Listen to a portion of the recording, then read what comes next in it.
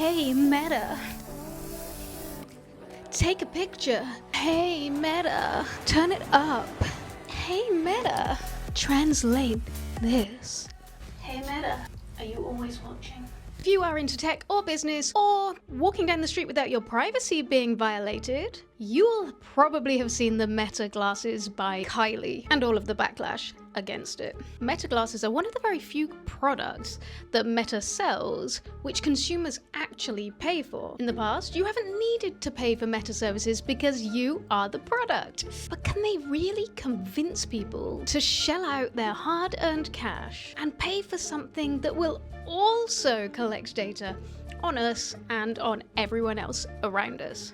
Surely not. But then, haven't Meta's decisions always been in plain sight? And we continue to go along with them anyway, even though we know they might not be good for us. Today is part 3 of my deep dive into Meta for my show, Is It Marmite? Where we ask ourselves, do we love it or do we hate it? Not in an attempt to polarize further, but to actually deep dive enough to find the nuance, if it exists. In episode 3, we examine how a business has created its success. For Meta, I'm going to ask the question, how did Meta become so rich and so powerful? Not so that we can copy everything that they've done, but so we can understand what worked and how we can be more responsible founders, technologists, and consumers. I'm Dr. Becky Sage, former tech founder, Royal Society entrepreneur in residence, and I have coached over 350 high-tech, high-growth businesses. I've helped them on their tech founder journeys, and I hope through these videos I can help you too. If you like what you hear, please help me out by engaging in some way. Comment, like, share, and if you are really getting into my content, don't forget to subscribe. So let's get on with this story. Just in case you're jumping in here and you haven't already watched episodes 1 and 2, let me give you a very quick recap. In episode 1, we looked at the origin story of Facebook. We watched the social network and then we fact-checked it to make sure that we had the real story. In episode 2, we looked at the vision. What was the actual social media dream? Maybe not from the founder's perspective, but even more broadly, how the idea of connection and communication not only was a nice thing for us to have, but how it could be powerful in our societies. Today's episode is not here to ask, are they good? Are they bad? But to examine how they got to where they are today. What kind of power do they actually have? And how did they get it? So is Facebook actually powerful? Well, we already examined several things in the last episode whereby the platform itself had some kind of social power. But let's just quickly get into the current facts and figures. As a public company, all of this is available for us to see. So in the 2025 filing, this is the data. In 2025, Meta made $200.97 billion. 97.6% of that income was from advertising. And their revenue was up by 22% from the year before. Meta products now reach 3.58 billion people around the world on a daily basis. That's 40% of the global population. And not only that, they also seem to keep managing to keep going. Whenever there are different attacks on the company, different barriers, different challenges, different government threats, Meta seems to be able to ride every single wave. Go on then. 1, 2, 3. You here? In 2025, there was even an attempt to break up Meta from its component parts like WhatsApp and Instagram, but they successfully argued that they were not a monopoly and therefore they didn't need to be broken up. So if we define power as being able to have some kind of influence over people and the planet, then Meta has power. Now, I'm not saying I think they use it in the right way, and there will certainly be more of that in the next episode on controversies. So let's look at how they got there.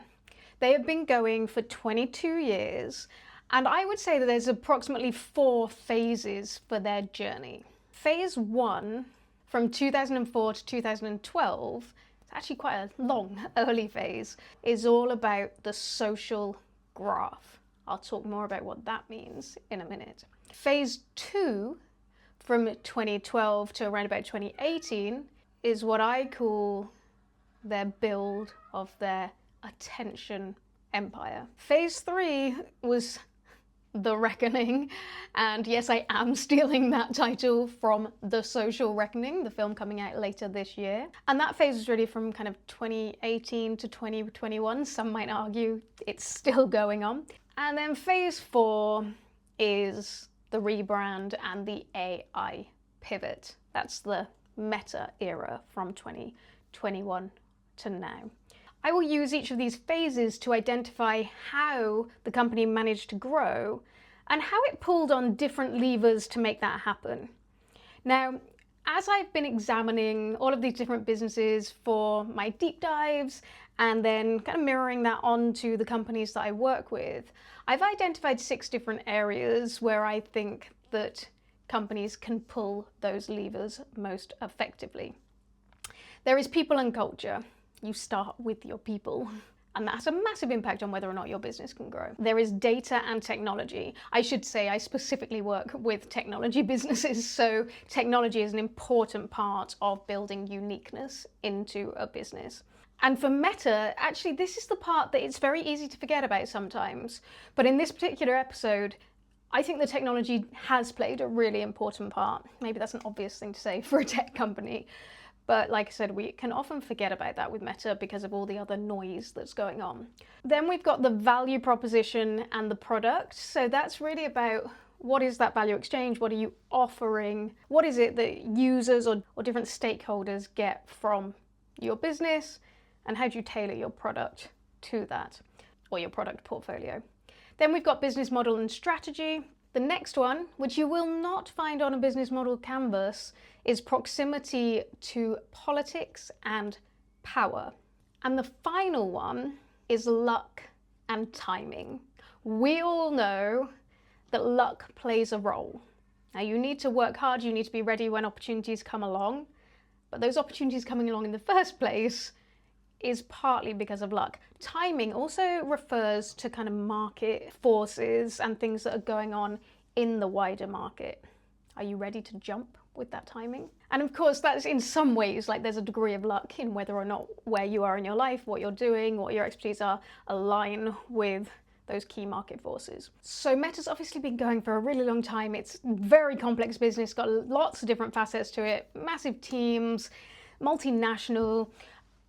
I can't talk about everything that has ever been done by Meta, but I'm going to try and pick out what I think some of the key threads are as to why Meta has been able to become so powerful.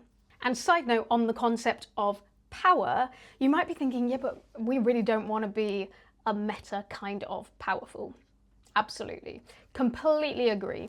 There's a really great podcast interview actually between Brené Brown and Joe Biden. It was done several years ago now. I think it was even before he was president. And they talk about 2 different types of power. We either have kind of power over, power under, very hierarchical power. And that's about somebody trying to position themselves at the top of the ladder. And if anyone else wants to get to the top of the ladder, it's a kind of, it's a zero-sum gain thing. So if somebody else wants to get to the top, they have to fall down. It's combative, very competitive, and leads to what I think are very unhelpful power plays. I call this the negative power paradigm. Of course, there is place for hierarchy in some scenarios. The type of power that I like is power within and power with. So if we have power within and power with, that's when we might actually be able to make changes that are important for our lives and for the wider world, wider society. And there's some really important things where we need to wield our power right now. In my view, most importantly, climate change. So let's focus back on Facebook and how they pulled on these different levers in order to become powerful. Let's start with people and culture. Might be strange because perhaps they don't think about that in the same way as me. I believe people are the most important thing when it comes to building a business. And I've identified 3 principles that Facebook seem to stick with throughout their entire journey. 1, attract and hold on to talented people, unless they start causing a bit of a fuss, obviously. If they're doing the job you need them to do, don't worry about their morals. And this particularly applies to number 1 on the call sheet, Mr. Mark Zuckerberg. The higher in the hierarchy, the more you will be protected. Second thing is a culture of move fast and break things, including people. And the third thing is, when it comes to the people side of things, align yourself to powerful people. We saw this in the origin story, and we'll talk about this for different phases of the business. Do you agree with all of those Facebook people traits? Especially maybe you work at Facebook. I do actually know some people who have either worked at Facebook or are working at Facebook, and they agree. There are talented people there, and it is a culture of move fast and break things. So in part 1 of this series, we discussed the original founding team. They were all pulled from Harvard networks, and then once they moved to Silicon Valley, there were kind of Stanford networks out there as well. Hiring smart people is what they did in the beginning. That brought some degree of credibility and capability. But something in the early years that I think is really telling for Facebook is that almost all of the original founders disappeared very quickly. Just one person stuck around. A single decision maker surely just makes it easier to move fast and break things. And of course there are consequences to having a single figurehead in the business, a single decision maker. But we can't deny that sometimes it's helpful in business as well. And then, finally want to introduce Sheryl Sandberg, a very important person in the Facebook story. We are on episode 3 and we have not talked about her yet. What have I been doing? So Sheryl Sandberg had come from Google, and by all accounts, she was more commercially savvy than anyone else who'd been on the team at this point, particularly in terms of that current zeitgeist and learning from what had happened at Google. When she came into the team, it was 4 years old and there was still no real revenue model. Zuckerberg had managed to build lots and lots of users and the technology that could handle that, but Sandberg was seen as sort of a grown-up presence in the room. And you might be wondering, why would she join Facebook? I mean, this was 2007, so they already had, from a user perspective, massive amount of growth. By 2007, we knew who Facebook was, we being a lot of people around the world. It's not like it was this tiny startup, but it did have commercial issues for sure. But I also wonder if she was calling back to some advice that Eric Schmidt had given her when she first joined Google, which was, don't be an idiot, get on a rocket ship. When companies are growing quickly and they're having a lot of impact, careers take care of themselves. If you're offered a seat on a rocket ship, don't ask what seat, just get on. So she'd already had this good experience. She'd been at Google at the perfect time. So why not replicate that with Facebook? I mean, all of this rocket ship talk is a bit of a call forward. I'm guessing Jeff Bezos didn't invite her onto the Katy Perry mission. And in several different pieces of media, you can find her talking about why she chose to work for a 25-year-old. Also during this time, it was pre-Facebook IPO, and other people, such as Sarah Wynne Williams, decided that it would be really exciting to come and work for this massively growing technology that seemed to have the backing of Silicon Valley and had potential for so much power. That then moves us to phase 2, which is the kind of post-IPO years. And that seems really funny, I know. Like, for many of the businesses that I've talked about, the IPO comes so much further down the road in terms of their journey. We're talking already nearly a decade into Facebook, 8 years in. So a lot obviously did happen before that time, but I would be here all day if I discussed every single little point. So as we move into that next phase where Facebook are really focused on building this attention empire, it's not enough anymore just have lots and lots of users on a platform. How are you going to keep them engaged? How are you going to get more people coming back? And for that, you need a really talented team. In Sarah Wynne Williams' book, Careless People, she said, "It's nice working with people who are so smart." And indeed in the book, she talks about people like Marnie Levine, who was somebody that she worked quite closely with, who was in a senior role to her, who helped to show her the ropes. She really demonstrated the move fast and break things culture of Facebook. She would get a few hours of dedicated sleep from 1 a.m. to 5 a.m. And so Sarah Wynne Williams did the same to keep up, saying in her book, "When an older woman tells me I'm spending too much time at work and this is just a job, I honestly think she doesn't get it." So smart people came in, they hired obviously like really smart people. They came in for the mission, maybe they were getting some Facebook shares. And then of course those smart people also become the bait for more smart people. It's an attractive thing to work with A+ people. It means that your work is more likely to get amplified and make an impact. From a founder's perspective, it means when you want something done, it's going to get done, and it's going to get done by people who actually know what they're doing. I talk about jumping through wormholes in business, and this is how you jump through wormholes. It's the difference between having somebody who's just showing up and somebody who really understands the mission, but also has the skills and the knowledge to turn the vision into reality. So move fast and break things was a motto early on, but it did shift a bit during this phase. Mark Zuckerberg retired it in 2014 in favor for move fast with stable infrastructure. And the thing is, having smart people on the team who could move quickly really did help Facebook in the early years. What was it a tech founder said to me the other day? I like to move with velocity. And once you've got a dream, once you've got that drive, once you've got that engine going, speaking as a founder, why wouldn't you want to go at that pace? And also, as neurodivergent people, we don't work in the same way as others do. I don't know who the we is we're referring to, I'll let you make your mind up on that. But hyper-focusing, sure, can lead to periods of burnout, but it also is the only choice sometimes. The alternative being depression, a lack of purpose. And of course, we'll talk more about some of the negative impacts in the next episode.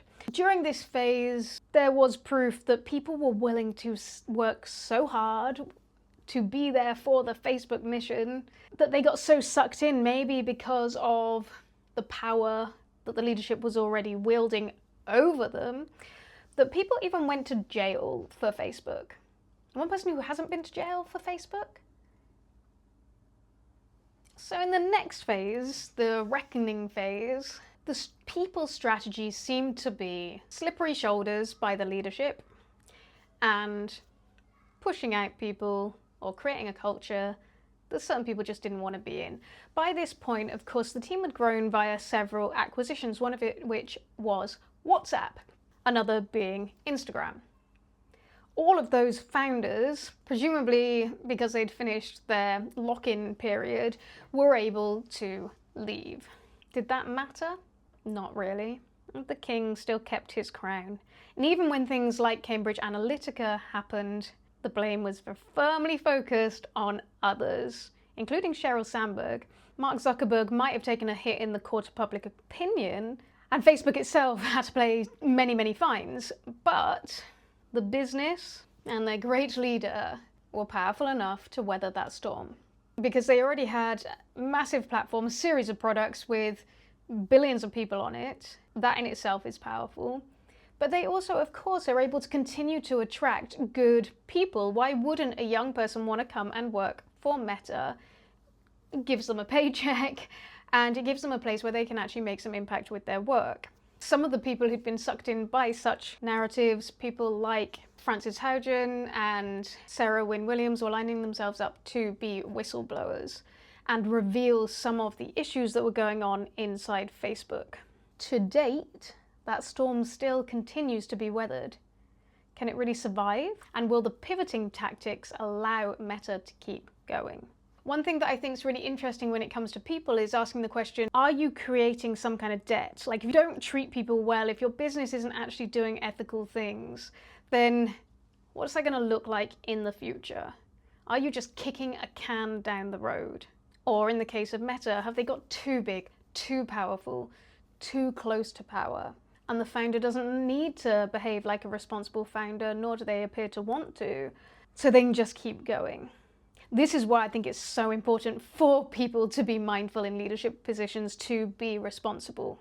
It might take time, but we need to build those businesses of the future. So in the final phase on the people side of things, Sandberg left in 2022, and she's released many public statements about what happened. But really, Meta just continued to do what they've always done, keep a really fast pace. And in their 6 new corporate values in 2022, move fast was in there again, and employees were referred to as meta mates. There's this sense of calls back to those earlier Silicon Valley days, those Google days. It was also the same at Facebook. If we can, if we're this like nice happy family, you're coming to work with your meta mates. We have all the things we need on site here for you to have a good life. Why would you ever want to leave work anyway? Why wouldn't you want to move fast and do exciting things? And I'm not totally against it. I mean, essentially what they mean by this is, why would you do something next week if you could do it today? I actually think this is something that is really useful with founders and founding teams. And I know personally, I actually really enjoy it when I work with people who can work at pace, because I don't get stagnant. However, I do think there's ways to do it, and there's cultures within which you need to do this kind of thing, and moving fast should not replace moving diligently. Just like so many tech businesses over the last few years, Facebook have definitely had layoffs, and they're looking for more efficiency in their business. Mark Zuckerberg's message to Meta employees in 2022, when they let go of 13% of their staff, or 11,000 people, said, "I want to take accountability for these decisions and for how we got here. I know this is tough for everyone, and I'm especially sorry for those impacted." COVID is partly blamed for it, and all of the fallout from that. In this particular case, it's because there was outsized growth during COVID, and they assumed it would continue. When I did the Airbnb deep dive, I felt that Brian Chesky's response to the pandemic, which was very quick, it was at the time, although it's a very different type of business and it was affected in a very different way. I talked about how he dealt with the downsizing and how they helped people who had lost their jobs. And the things that Facebook promised to do at this time included 16 weeks of base pay as severance, somewhat low for a behemoth like Facebook. People will still receive their vesting. Presumably, people have different shares that accumulate over time. They will cover healthcare for 6 months, provide 3 months of career support, and also help with immigration support. A lot of these things aren't as much as Brian Chesky and Airbnb did for their employees that they let go of. But again, I think it's really interesting when Mark Zuckerberg's like, "We know, we understand, we're all hurting because of this." Are we? Sorry, how old were you when you became a billionaire? Really so painful for you? Do you actually understand? And really, do you actually care? Also during this phase, we enter this like big AI race. So these monoliths are growing in the AI space, and all these bros are lining themselves up, measuring themselves against each other, not really caring about much else.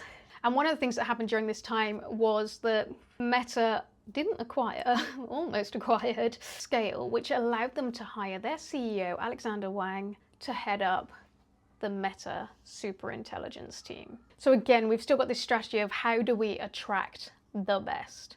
And another way that the people and culture aspect of Meta was used for power and strategy was that they aligned themselves with political power, and they made people-based decisions to show that they were doing that aligning. So once Trump started his second term, DEI initiatives were scrapped, the moderation on platforms was scrapped, themselves with political power, and they made people-based decisions to show that they were doing that aligning. So once Trump started his second term, DEI initiatives were scrapped, the content moderation was heavily reduced, Dana White, who's a Trump ally, was brought onto the board, and the people served the political alignment, which we'll come on to later in this episode. And then just to stay on that line of people who work for Facebook are willing to put their lives on the line for it, Andy Stone, Meta's chief communications director, was actually convicted in absentia in a Russian court and sentenced to 6 years in a penal colony.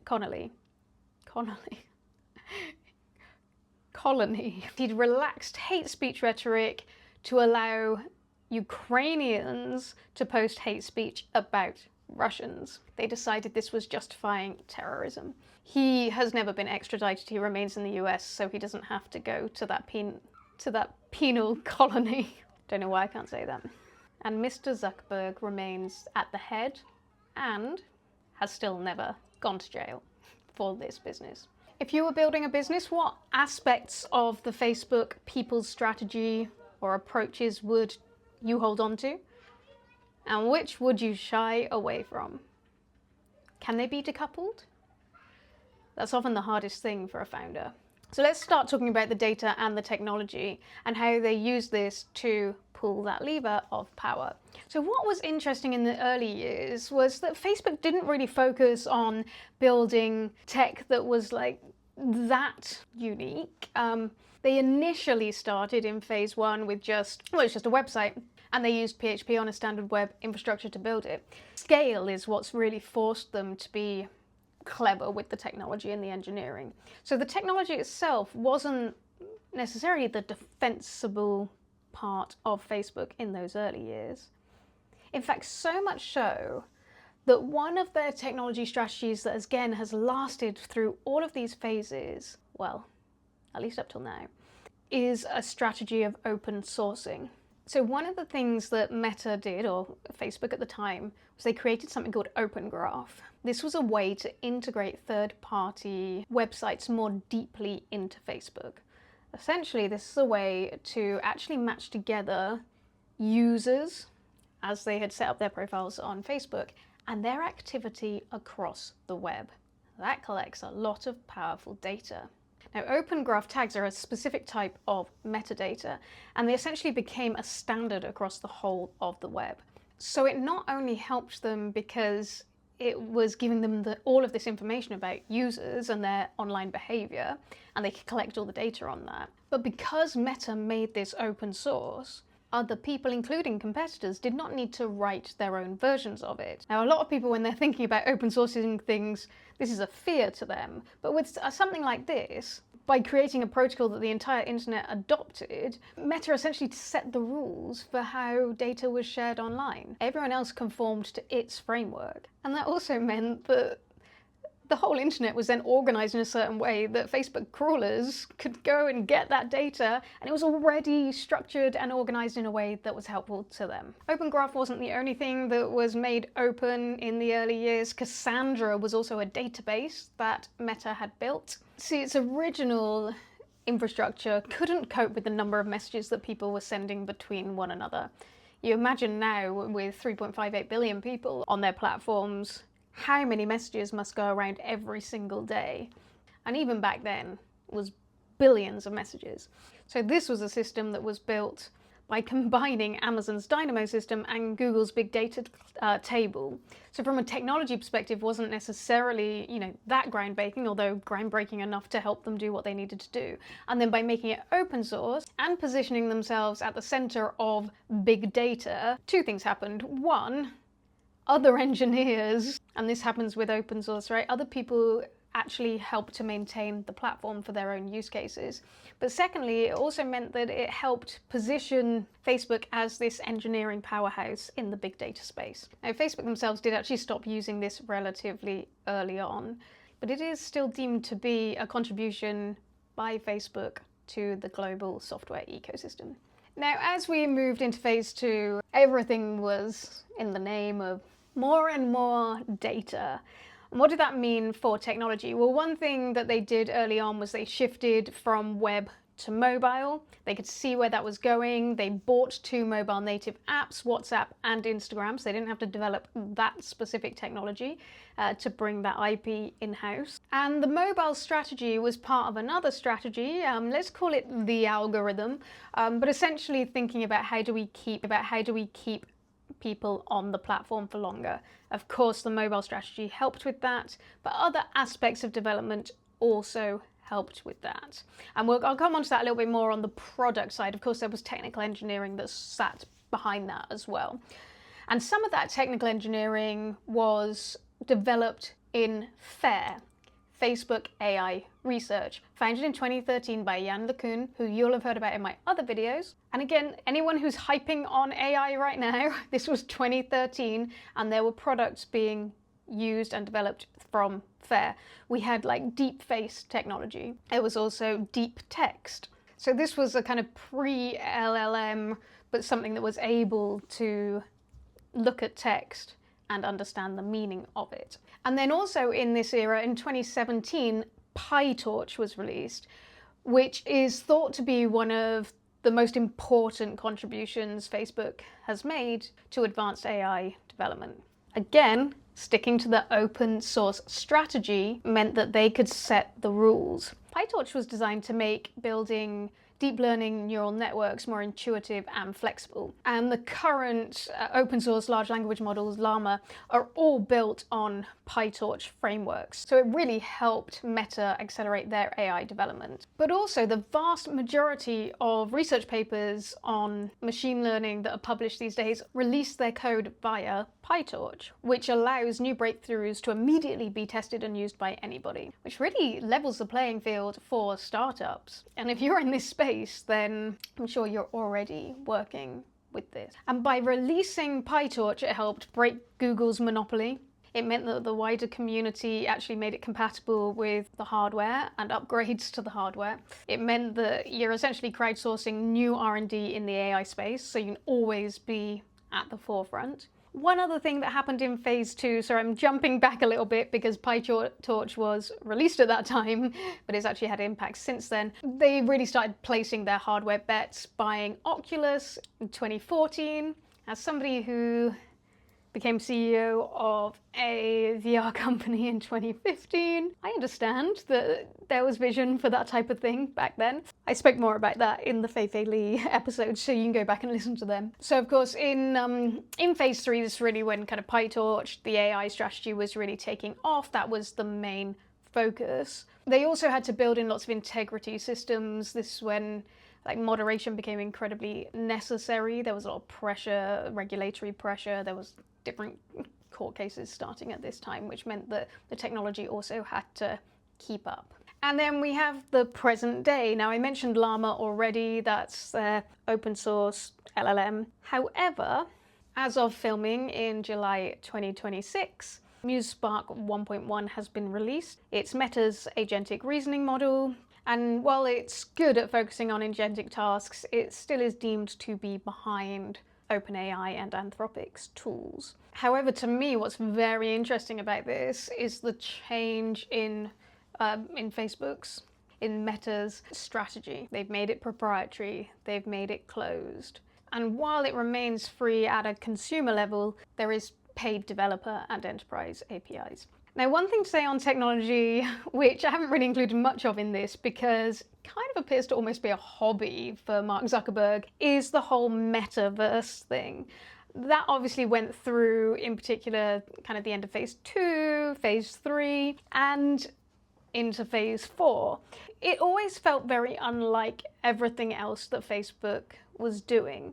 And again, I discussed in the World Labs series, but this kind of technology still hasn't really taken off. They have, however, made a new bet. The Meta glasses, which these are not. Now, 7 million Meta glasses were sold in 2025. It's not like people aren't using them. And pairing up with Kylie Jenner also shows that they're really trying to get it out there to a wider audience. It's just a marketing strategy, right, for a product, which they obviously want to get out there. But a lot of people are extremely concerned. While we all understand as the user, what these glasses might do for people. We've all seen those movies. They really are just associated with like creepy manosphere stuff these days. Between filming and editing was just a few days. A couple of things have changed, and Meta are doing some things to proactively try to ensure that people are not using the glasses irresponsibly and illegally. So firstly, the light on the glasses should be prominent, and if you try and turn the light off, then it will automatically stop recording.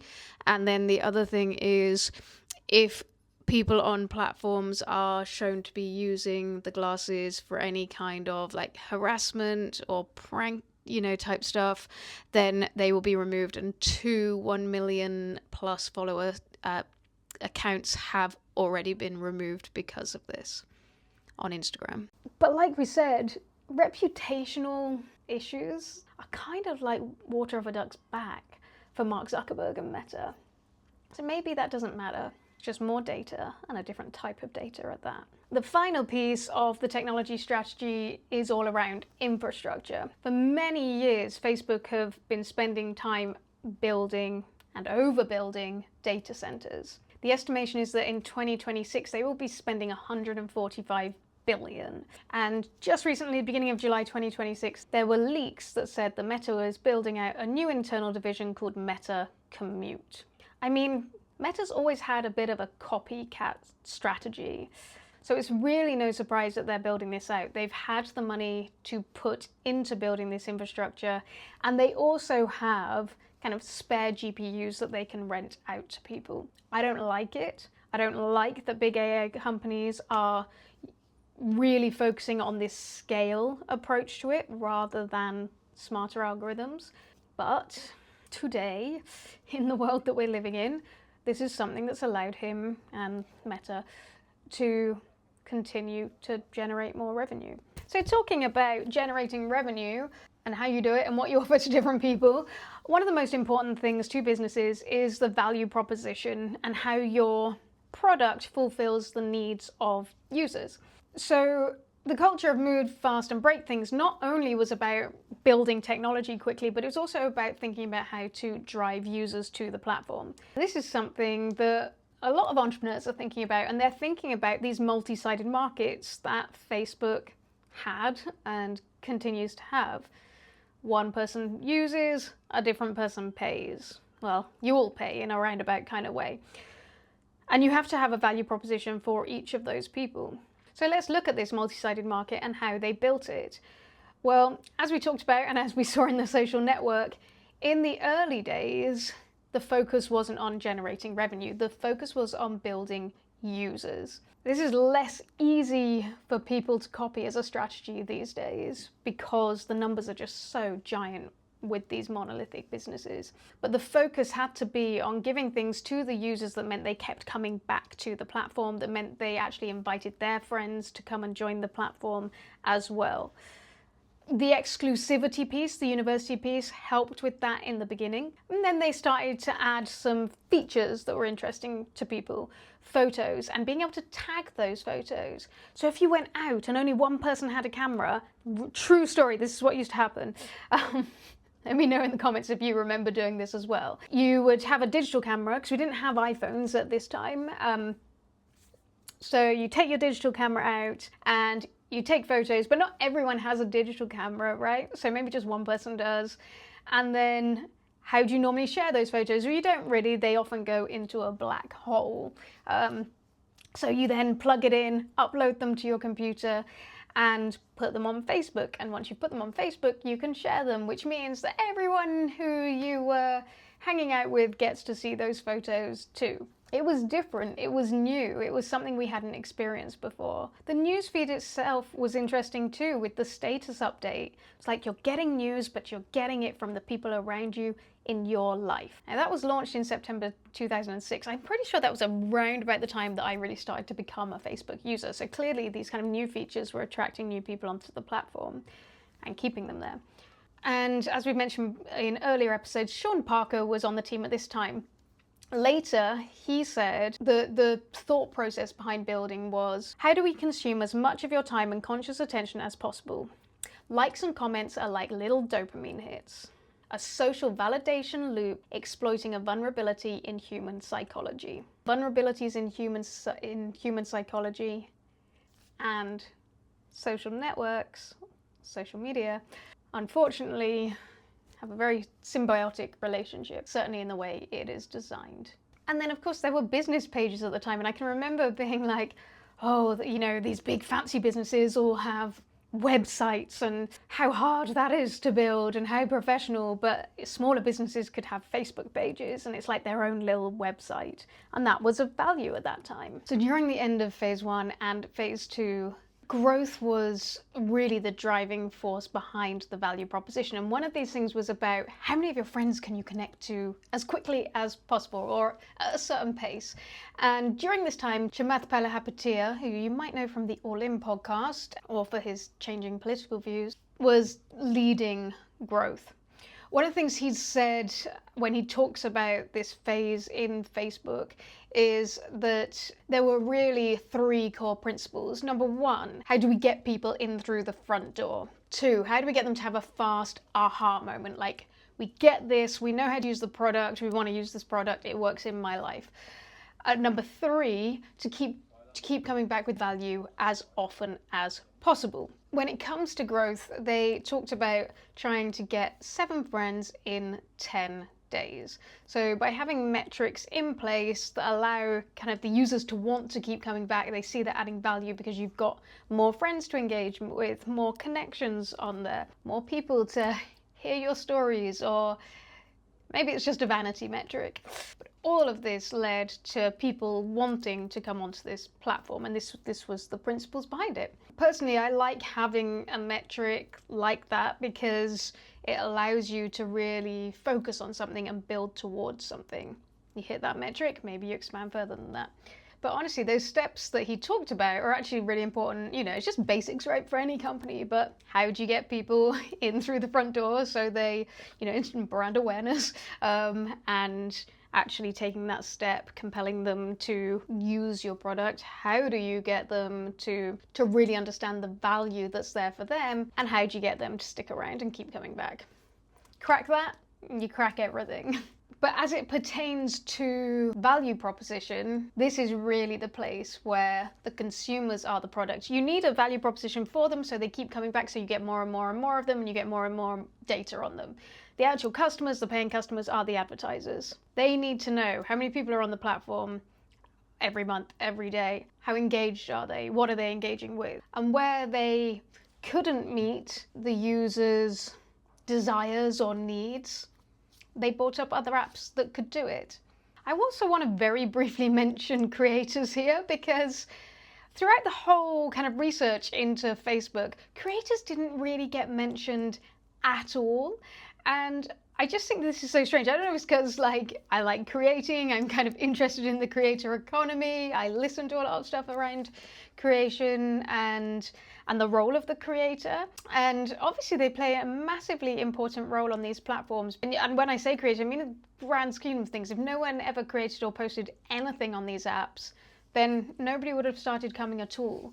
So the creators are an important part of the value proposition, and you need a value proposition for creators too. And I guess that kind of era, so early to mid 2010s, was when people could actually build businesses, build lives off the back of being creators for the very first time, certainly in this kind of context. But they weren't taking any kind of revenue from any of the Meta products when they're creating.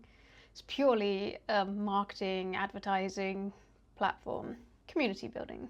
Now, as we moved into phase 3, there was a shift, and it's a shift that many of us really don't like. Around about 2018, Mark Zuckerberg said they were going to change the feed so it focuses on like your family and your friends and close personal connections. The kind of ads and promotion had gone too far. We were all getting a bit put off by it.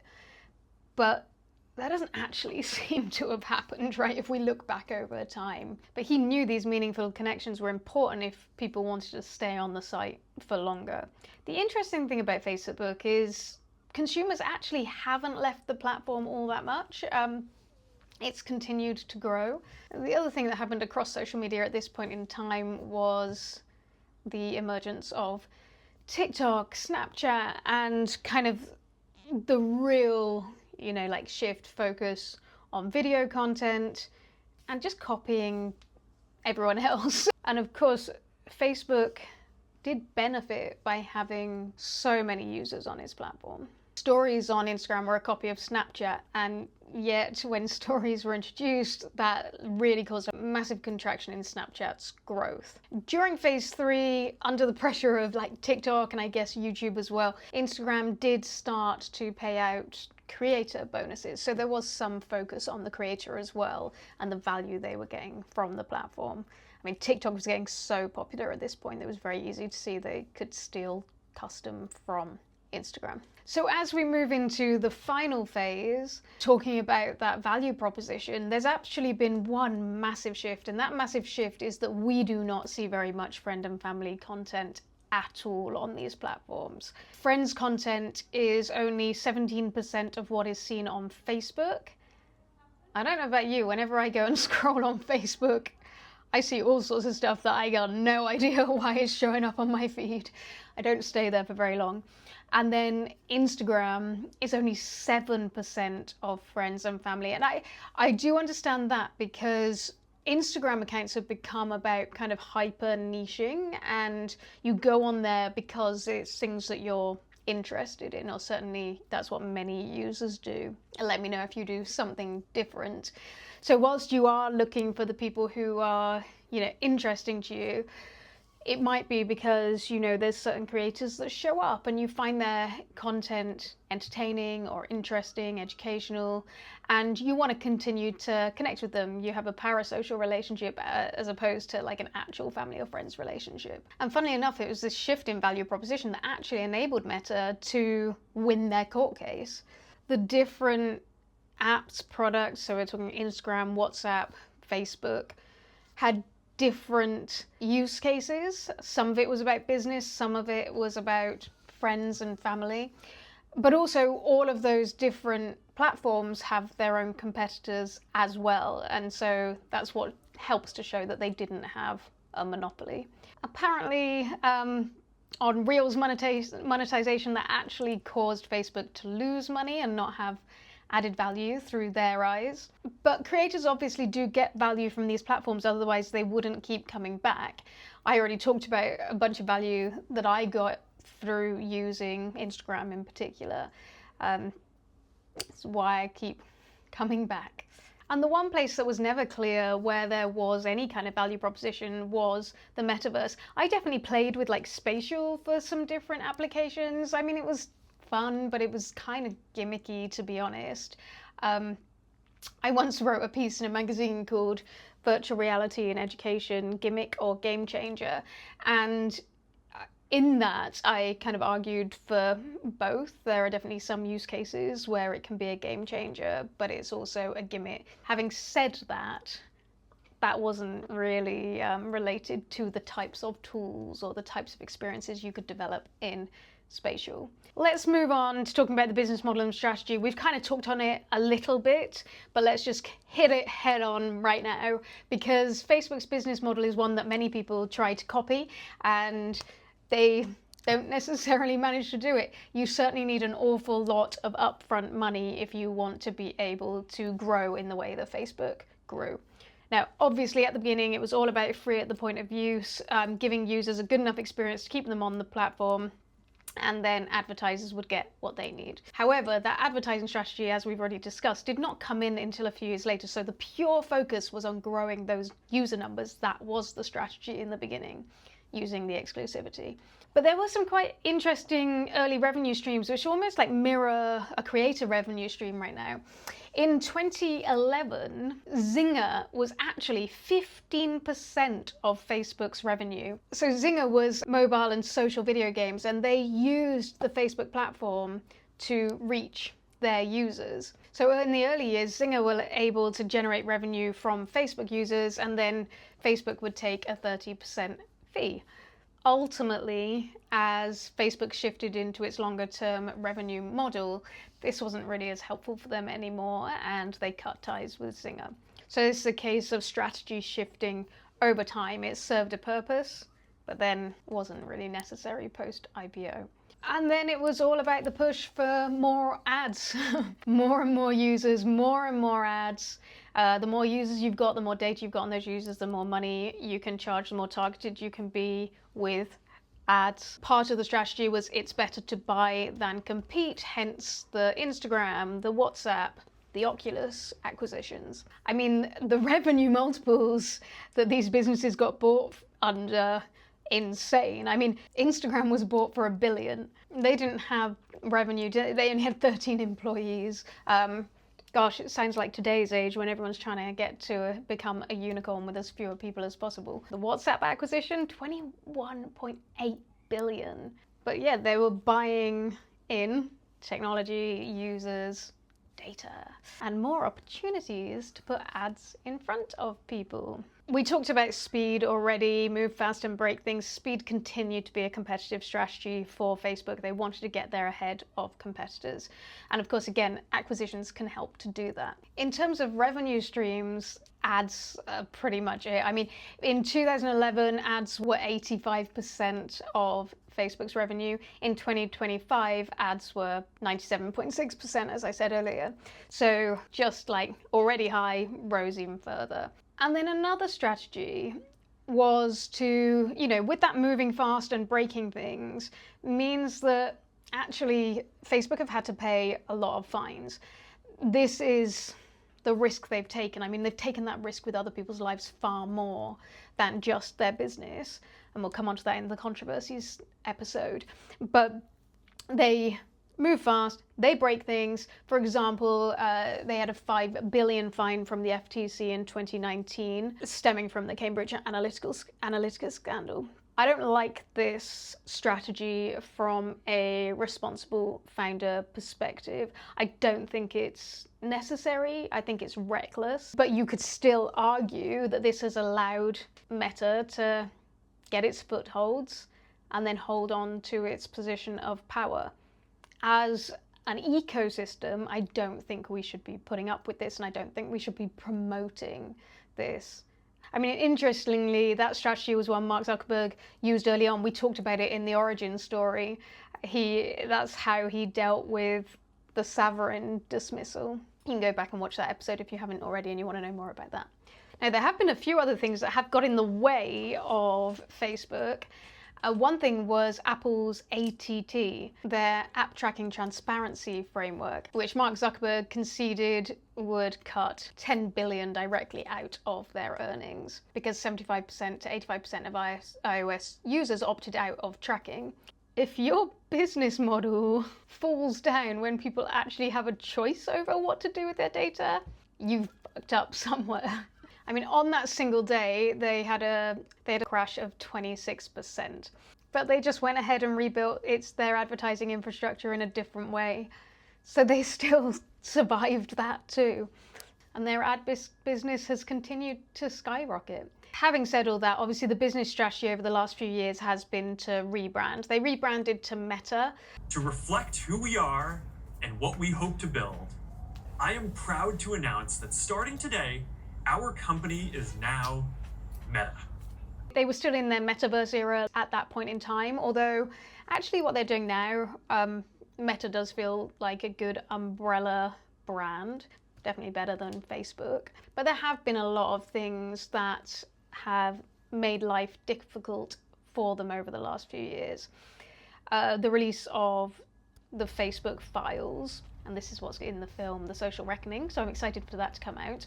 So that trial began on the 13th of September 2021, and then Meta as a brand was announced on the 28th of October. But of course, what Meta have done is totally doubled down on where all of the focus is right now. So we've got infrastructure, we've got AI, we already talked about this on the tech part of this episode. One interesting strategy I'd like to flag, because one of the things with Facebook and Meta is they don't actually change their strategies very much. You can see it pretty much the same. What they did 20 years ago is the same as what they do now. However, there are a few things where they seem to have learned over time. I already mentioned the release of MuseSpark, and that being proprietary and closed. Another thing they learned from was the acquisition deals. Now, one of the reasons that they ended up having to go through the trial last year and prove they weren't a monopoly was because they are under a lot of scrutiny as owners of all these different brands that they acquired. With scale, they purposefully did not own more than 50% of the business. This allows them to continue to fly under the radar. With just 49% of non-voting shares, they got to bring in top talent but avoid scrutiny. I'm interested to see how Meta will move forward, what its business models are going to be. Of course, what's very likely is there's going to be some copying of what already exists out there. The ads and data are still going to be important, but there's going to be tighter and tighter regulation.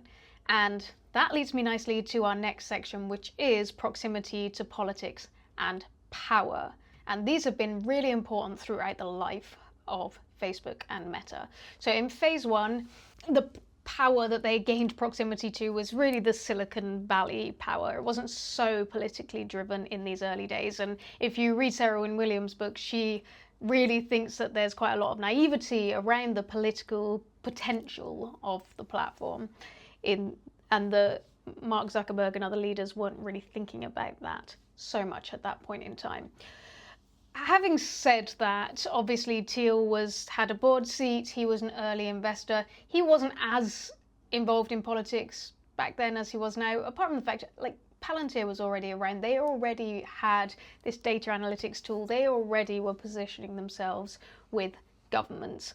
But he certainly was that Silicon Valley power player. To me, this just mirrors Mark's desire to get into the final clubs as well, putting himself in proximity of power so he can have a better life.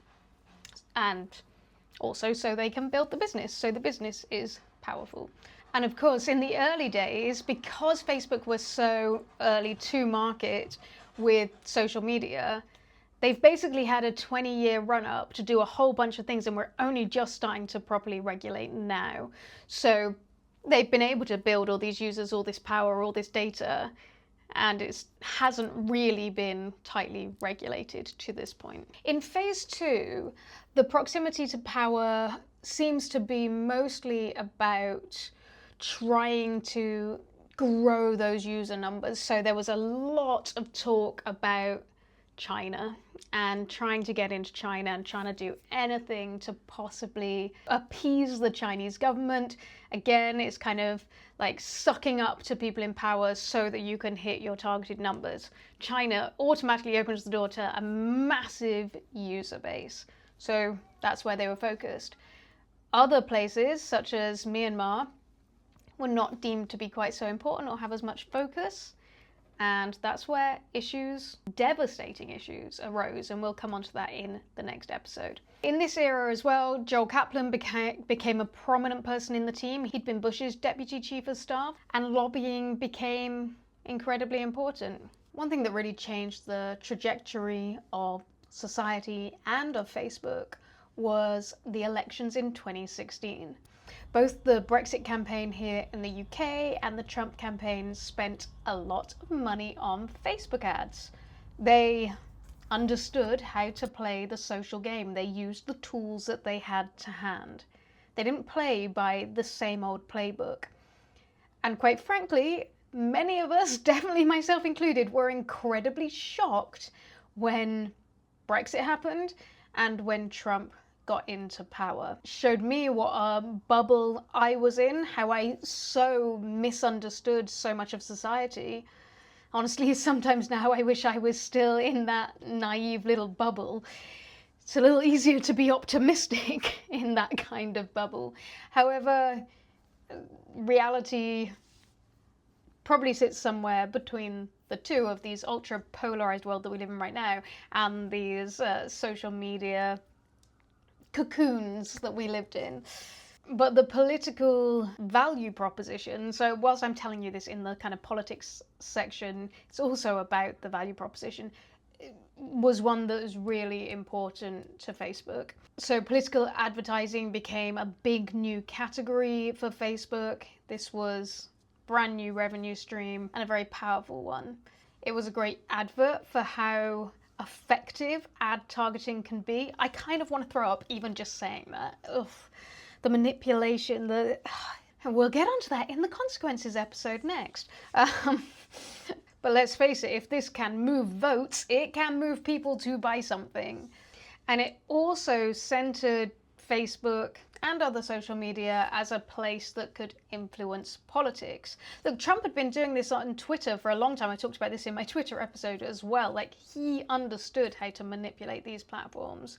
It's why he is where he is now. And of course, by being a tool that politicians can use, also then means that when it comes to regulation, policy, court cases, Facebook/Meta have some leverage there as well. Some might say that 2016 or those 2016 campaigns were the real birth of the broligarchy. Although that had, of course, been engineered over the last 13 years by some people who, you know who they are.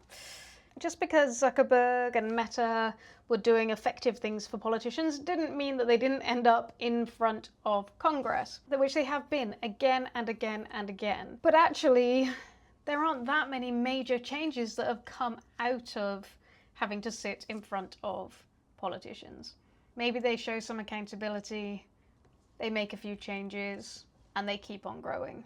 Now, I do want to flag one thing, which is that Facebook did what other social media companies did, and that is that they banned a sitting head of state. Now, they did it on his way out. They already knew there was going to be another head of state coming in very, very soon.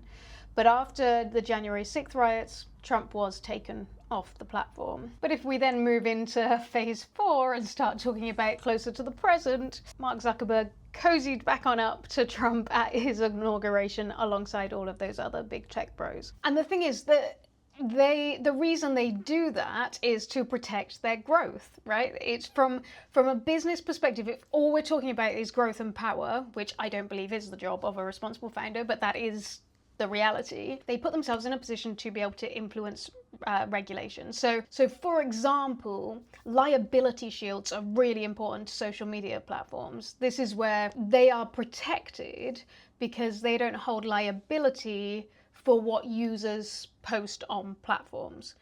And that's just scratching the surface in terms of the things that they get by cozying up to politicians. They want to reduce regulation and federal oversight. They want favorable technologies for AI. They want to be able to put their data centers wherever they want and people turn a blind eye to all of the energy usage. And they also want government contracts.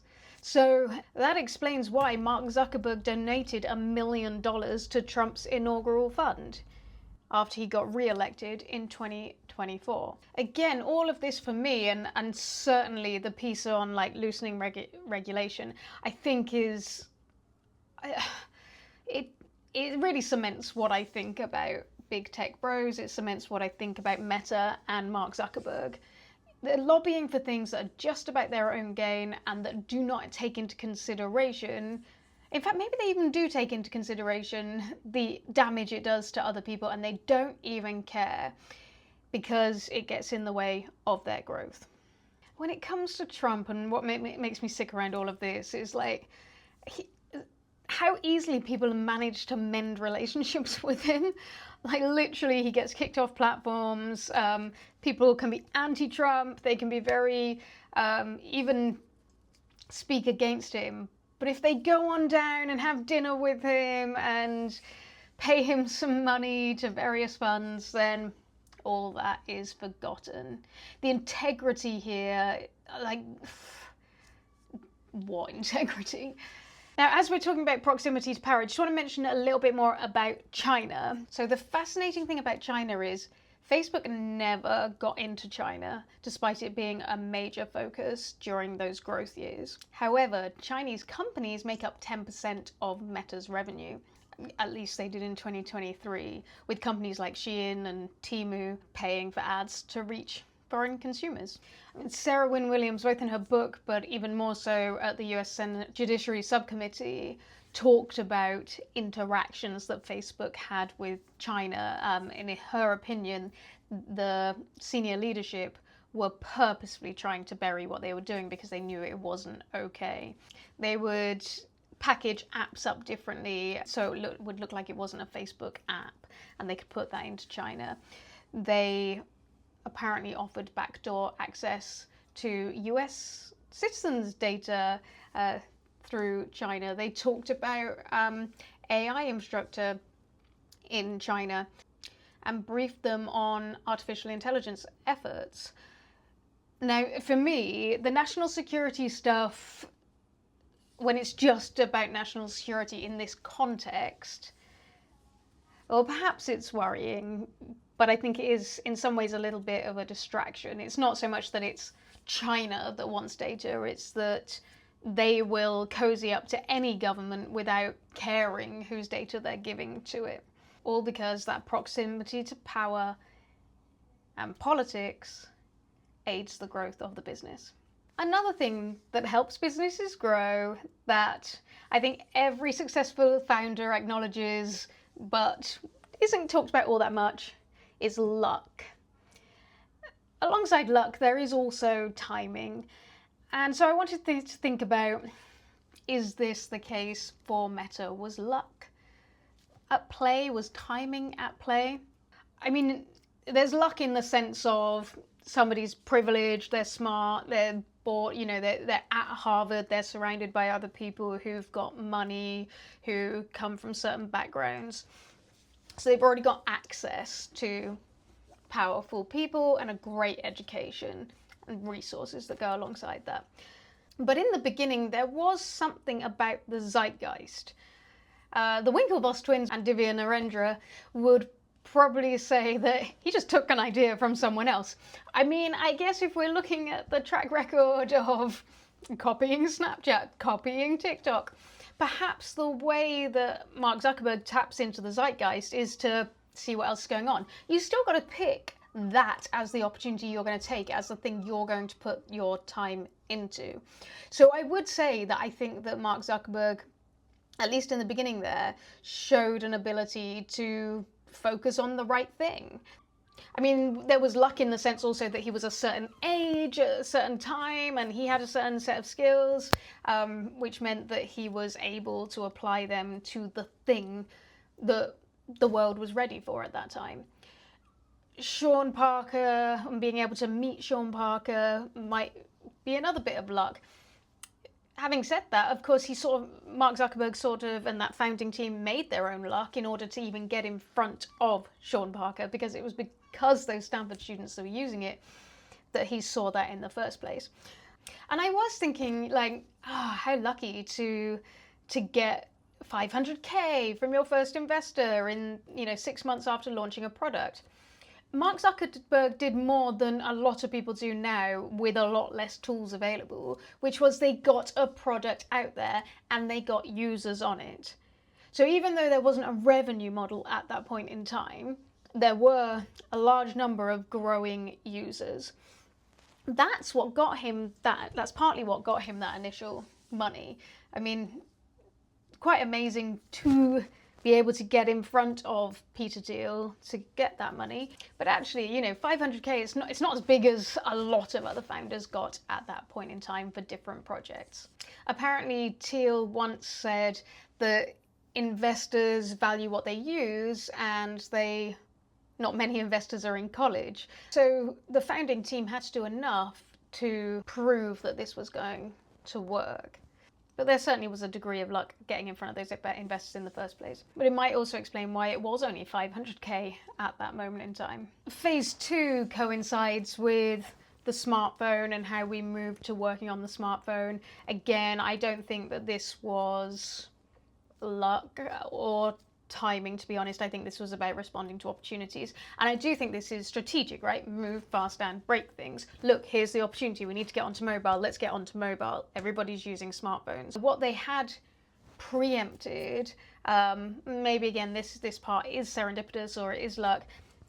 When the iPhone really took off, Facebook was already established. It already had its graph. It already had the internet and the data. So the shift to mobile was already underpinned by all of those things. And then even the political timing is very interesting here. And actually in what I think is possibly the worst timing in human history, where we are right now with the rise of big tech and AI alongside far-right politics, polarization in society, cost of living crisis. That's a very concerning timing for the damage it could do for society, for the planet. And I think someone like Meta is ready to exploit that. So while there are degrees of luck and timing in this story, it's also about how they chose to respond to different things, even if those responses were not what we as responsible founders would consider reasonable strategies. So now we've examined the business through those different lenses, I'd love to know what you think. Where do you give Mark Zuckerberg and the Meta team credit for making good decisions, for doing unique things, for giving the world something that it didn't have before? And where do you think there is power grabbing disguised as business strategy, all to keep that one man on top? I'd love to know your thoughts. Let me know in the comments below. In the next episode, we will be talking about the controversies of Meta. We've touched on several of them already, but this is where we will really bring to light how a move fast and break things strategy leaves us with broken things. I hope you enjoyed today's episode. If you got this far, don't forget to like and subscribe. Any types of engagement are really going to help me in these moments. As you know, I'm a small new channel and I would love to get these stories out more widely. Also, if you want me to do an Is It Marmite deep dive on a different business, doesn't have to be a AI business or a social media business, anything in the tech sector, then let me know. And I look forward to seeing you again very soon. Bye.